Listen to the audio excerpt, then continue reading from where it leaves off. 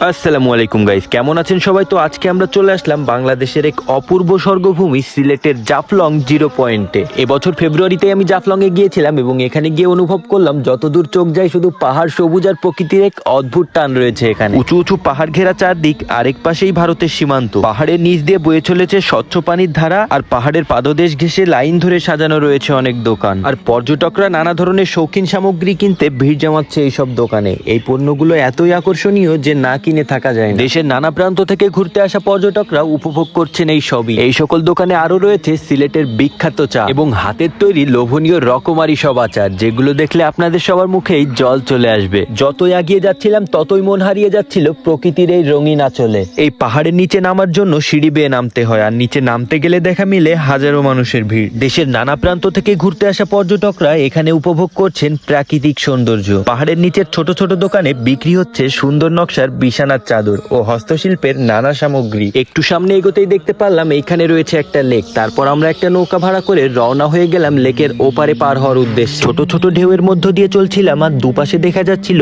বিশাল পাহাড় আর নির্জন পাথর ঘেরা প্রান্তর। পাহাড়ি বাতাস, পাখির ডাক আর নদীর কলকল শব্দ মিলে যেন এক শান্তির সঙ্গীত বাজছিল চারপাশে। তো কিছুক্ষণের মধ্যেই দেখতে দেখতে আমরা পার হয়ে গেলাম লেকের অপর পাশে। তো নৌকা থেকে নামার পরেই দেখতে পারলাম চারিদিকে শুধু বালু আর পাথর। এ যেন এক ছবির মতো দৃশ্য, যেটা সৃষ্টিকর্তা নিজ হাতে এঁকেছেন। আর এখানে আছে রং বেরঙের অনেক ধরনের পাথর। তো এর ভিতরে কিছু পাথর আমি হাতে তুলেও দেখলাম। পাথরগুলো অনেক বেশি ভারী এবং খুবই মজবুত। এই জন্য ডাম্বেলের মতো ইউজ করে পাথরগুলো নিয়ে আমি একটু ব্যায়ামও করে নিলাম। আর পিছনে যে সুউচ্চ পাহাড়টা দেখতে পারতেছেন, এটাই হচ্ছে ভারতের সীমারেখা। এই পাহাড়গুলো দেখলে মনে হয় চোখের সামনে যেন এক নতুন দিগন্ত খুলে যায়। তো পাথর বালু রেখে একটু সামনে আগাতেই দেখতে পারলাম একটি ঝকঝকে পরিষ্কার লেক, যেটির পানি যেন কাচের মতো স্বচ্ছ।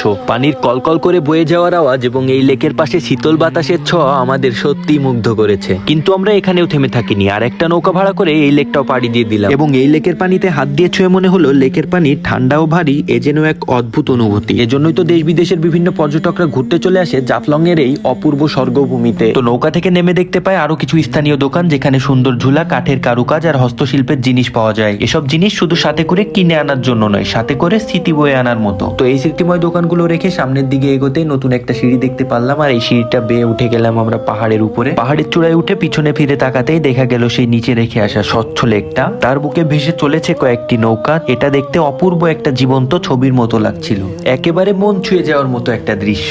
তো এরপরে আমরা ইজি বাইকে রওনা দিলাম চা বাগানের দিকে। যতদূর চোখ যায় সবুজ চা গাছের সারি, এক একটা যেন সৃষ্টিকর্তার হাতে আঁকা ছবি। বাতাসে ভেসে আসছে চা পাতার হালকা ঘ্রাণ, যেখানে নিঃশ্বাসটা নিতেই মনটা সতেজ হয়ে যায়। তারপর দেখা হয়ে গেল আমার কিছু ভালোবাসার মানুষদের সাথে, যাদের সাথে আমি কিছুক্ষণ ছবি তুললাম। এত দূর দূরান্তে গিয়ে